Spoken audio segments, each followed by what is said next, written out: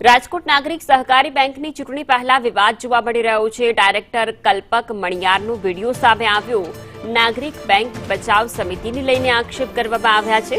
નાગરિક બેંકમાં કૌભાંડ થયા છે તેવું કલ્પક મણિયારે કહ્યું છે અને કહ્યું છે કે આવા લોકોને છાવરવામાં આવી રહ્યા છે। ચૂંટણી પહેલા વિવાદથી સહકારી ક્ષેત્રમાં હવે ચકચાર મચી જવા પામી છે। નિવેદન સામે આવતા જ હવે વિવાદ જગાવ્યો છે। આ નિવેદને